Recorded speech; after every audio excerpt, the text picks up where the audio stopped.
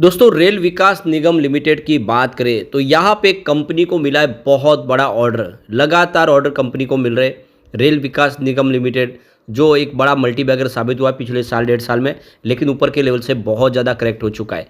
क्या है आगे की संभावना, उसको समझेंगे इस वीडियो के माध्यम से। साथ में हम यहाँ पे IRFC की बात करें तो यहाँ पे बहुत बड़ी गुड न्यूज निकल के आ रही है रेलवे सेक्टर के लिए। इस समय जो सबसे बड़ी पॉजिटिव संभावना है कि सरकार ने कुछ नए और प्रोजेक्ट का ऐलान किया है। आने वाले इसमें सरकार कुछ नए प्रोजेक्ट शुरू करने जा रही है महाराष्ट्र में, और इससे एक बात समझ सकते हो कि IRFC हो या RVNL, इनको बहुत सारा बेनिफिट हो सकता है।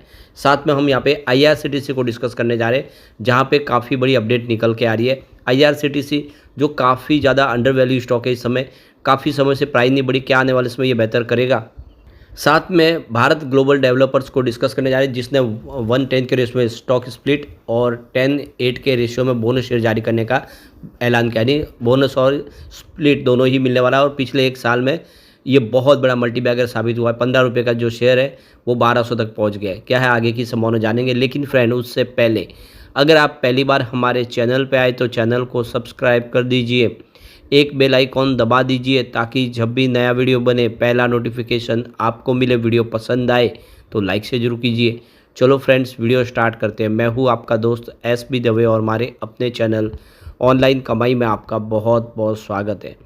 तो सबसे पहले रेल विकास निगम लिमिटेड की बात कर ले तो 416 पर क्लोजिंग थी। 0.83% की आज गिरावट देखने को मिली। रेलवे के शेयर आज थोड़े से दबाव में थे। अब यहाँ पे देखो कि एक बहुत अच्छा यहाँ पे एक नया इनको ऑर्डर मिल चुका है। पिछले एक साल में 150% का पॉजिटिव रिटर्न दिया है।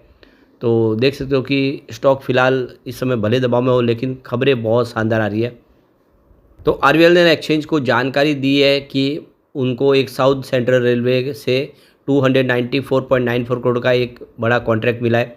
इस प्रोजेक्ट को अगर आप देखें तो इसका EPC के तहत इस प्रोजेक्ट को तेलंगाना में नवीपेट और इंदलवई स्टेशन के बीच रेलवे ट्रैक को डबल करने का काम इसमें शामिल है। इसके अलावा कॉन्ट्रैक्ट में मुदखेड़ मेडचल दोहरीकरण पहल से जुड़ा हुआ भी एक प्रोजेक्ट है, और सिग्नलिंग का काम भी करना है। तो दक्षिण मध्य रेलवे के EPC की तरफ से 24 महीने के अंदर इस प्रोजेक्ट को कंप्लीट करना है। तो काफ़ी बड़ा प्रोजेक्ट मिला है कंपनी को, और ये ऑर्डर लगातार मिल रहे हैं। काफ़ी समय से हम देखें प्रोजेक्ट एक के बाद एक लगातार कंपनी को मिल रहे हैं। RVNL हाल में ही फाइनेंशियल 2025 की अगर आप देखें तो Q2 का रिजल्ट हमारे सामने दिया है। इसमें देखो कि 394.3 करोड़ रुपये का टोटल नेट प्रॉफिट के मुकाबले 27% की गिरावट दर्ज की गई है इस बार, जो 286.9 करोड़ के आसपास रहा इनका नेट प्रॉफिट। प्रॉफिट में यहाँ पे गिरावट देखने को मिली। इसके पीछे वजह है कि ऑपरेटिंग मार्जिन और कम आय की वजह से ये प्रॉफिट है जो नीचे आया है। ऑपरेशनल रेवेन्यू में सालाना दर पर 1.2% की मामूली गिरावट देखने को मिली है, जो 4,855 करोड़ के आसपास रहा है। EBITDA मार्जिन भी 9% गिरकर 271.5 करोड़ के आसपास आ गया, जबकि मार्जिन में 6% से घटकर 5.6% रह गया। तो कमज़ोर नतीजों की वजह से स्टॉक थोड़ा सा दबाव में ज़रूर है, लेकिन जिस तरह से ऑर्डर एक के बाद एक मिल रहे हैं ये काफ़ी अच्छी बात है।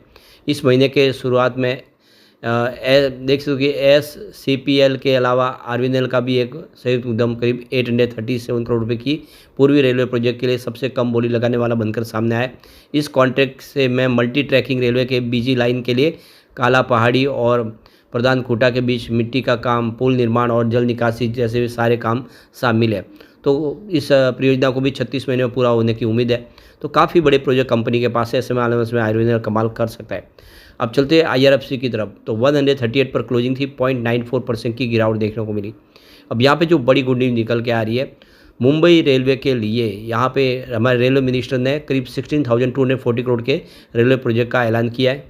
तो रेलवे मिनिस्टर अश्विनी वैष्णव की तरफ से जो बयान निकल कर आया है कि इस फंड का जो इस्तेमाल होगा 16,240 करोड़ रुपए का, उसके माध्यम से स्टेशन के अपग्रेड करने के लिए, लैंड एक्विजिशन, इंस्टॉलेशन और एडिशनल लाइन बिछाने के लिए, एलिवेटेड कॉरिडोर बनाने के लिए खर्च होंगे। तो अलग अलग जो प्रोजेक्ट है उसको अगर हम एक बार देखें तो पहला प्रोजेक्ट अगर आप देखें तो 5th और 6th लाइन बिछानी है CSMT से लेकर कुर्ला के बीच में। 821 करोड़ का खर्च होगा, और ये दिसंबर 2025 तक कंप्लीट होने की उम्मीद है। मुंबई सेंट्रल से बोरीवली के बीच 6ठी लाइन बिछाने का 919 करोड़ का ये भी प्रोजेक्ट है, और ये भी देखो कि 2025 के मिड में कंप्लीट हो गया, इसी संभावना बनी हुई है। तीसरा प्रोजेक्ट है हार्बर लाइन एक्सटेंशन का, जो देख सकते गोरेगांव से लेकर बोरीवली के बीच में 826 करोड़ का खर्च इसके ऊपर होगा, और मार्च 2027 तक ये प्रोजेक्ट कंप्लीट होगा। इसके अलावा अगला प्रोजेक्ट है बोरीवली टू विरार। देख सकते हो कि विरार 5th और 6th लाइन बिछाने का प्रोजेक्ट होगा और ये 2184 करोड़ रुपीज़ का टोटल प्रोजेक्ट होगा। इसके अलावा देखो कि यहाँ पे विरार से लेके डानू रोड 3rd और 4th लाइन बिछाने का प्रोजेक्ट है और ये होगा करीब 3587 करोड़ का टोटल प्रोजेक्ट है। इसके अलावा अगला प्रोजेक्ट पनवेल से लेके करजत सबन कॉरिडोर का है 30 किलोमीटर का, जिसके लिए 2782 करोड़ का खर्च किया जाएगा। फिर इसके बाद देखते हो कि एरोली से लेके कलवा एलिवेटेड कॉरिडोर का प्रोजेक्ट है 476 करोड़ का। कल्याण से आसनगांव 4th लाइन बिछाने का प्रोजेक्ट जो 1759 करोड़ का होगा। कल्याण टू बदलापुर 3rd और 4th लाइन बिछाने का प्रोजेक्ट है करीब 14 किलोमीटर का, जिसके लिए 1510 करोड़ का खर्च होगा। और कल्याण से लेकर कसारा 67 किलोमीटर का टोटल प्रोजेक्ट है, जिसके लिए 792 करोड़ का खर्च होगा। तो इस तरह से ये सारे प्रोजेक्ट है जो महाराष्ट्र में कंप्लीट होंगे। तो काफ़ी बड़ा खर्च होने वाला है। ये एक बहुत अच्छी गुड न्यूज़ है IRFC के लिए, क्योंकि IRFC रेलवे की कंपनियों को फंड प्रोवाइड करती है। चाहे कोई भी कंपनी इंफ्रा प्रोजेक्ट करे, उसको फंड प्रोवाइड करने का काम IRFC करेगी और ये IRFC के लिए बहुत अच्छी खबर है। तो ये गिरावट का एक तरह से देखें अच्छा मौका आ गया। दबाव में भले स्टॉक हो, लेकिन आने वाले समय बेहतर कर सकता है। अब चलते हैं IRCTC की तरफ। तो 797 पर क्लोजिंग थी, 0.21% की यहाँ पे गिरावट देखने को मिली। अब यहाँ पे IRCTC देखें तो लगातार बहुत सारे प्रोजेक्ट कंप्लीट करिए। IRCTC का कामकाज तेज़ी से बढ़ रहा है। इस समय देख सकते हो कि IRCTC कैटरिंग के बिजनेस के लिए लगातार बहुत सारे नए MOU साइन कर रहे हैं और रेलवे की जितनी ट्रेनें हैं वो सब के अंदर सेवाएं दे रही है IRCTC कैटरिंग की। यहाँ पे देखो कि बहुत सारे जो कंपनियों के साथ में नए टेंडर जारी किए जा रहे हैं। टूरिज्म का प्रोजेक्ट कंपनी का बहुत तेज़ी से बढ़ रहा है। अलग अलग टूरिज्म पैकेज ऑफर किए जा रहे हैं। अलग अलग एयर टिकट से लेके होटल बुकिंग सारे के सारे टूरिज्म प्रोजेक्ट है जो कंपनी करती है। इसके अलावा पैकेज ड्रिंकिंग वाटर का जो बिजनेस है उसमें भी कंपनी तेज़ी से आगे बढ़ रही है। इस समय देखें तो रेल नीर की जो प्लांट की कैपेसिटी है वो 75,000 बॉटल पर डे के हिसाब से है और देख सकते हो कि इसको और बढ़ाने की कोशिश की जा रही है। इंटरनेट बुकिंग का टिकट का जो कामकाज है उसमें भी तेज़ी लाई जा रही है। बहुत सारे नए पार्टनर के माध्यम से कामकाज बढ़ाया जा रहा है और सबसे बड़ी बात है टूर ऑर्गेनाइज किए जा रहे हैं। तो देखो कि शिरडी के साथ अब 5 ज्योतिर्लिंग का भी देख सकते हो कि एक टूर ऑर्गेनाइज किया है कंपनी ने। इससे बहुत सारा बेनिफिट हो सकता है। इसके अलावा बहुत सारे ग्लोबल टूर ऑर्गेनाइज किए जा रहे हैं, जिसमें 15 दिसंबर से लेके ये 5 दिन का बाली का टूर ऑर्गेनाइज किया है IRCTC ने। इसी तरह से बहुत सारे ग्लोबल टूर भी ऑर्गेनाइज कंपनी कर रही है। इससे काफ़ी अच्छा रिवेन्यू अर्न हो रहा है और वो आप इसके आंकड़ों से समझ सकते हो। देख सकते हो कि 2020 में रिवेन्यू 2275 करोड़ के आसपास था, जो 2021 में गिर के 783 करोड़ के आसपास है कोविड की वजह से। लेकिन उसके बाद लगातार पिछले 4 सालों से रिवेन्यू बढ़ रहा है और 2024 में सीधा 4270 करोड़ तक पहुंच गया है। ज़बरदस्त बिजनेस बढ़ा है। बात प्रॉफिट की करें तो 2020 में 578 करोड़ के आसपास था, 528 करोड़ के आसपास था, जो 2021 में गिर के 189 करोड़ तक आ गया।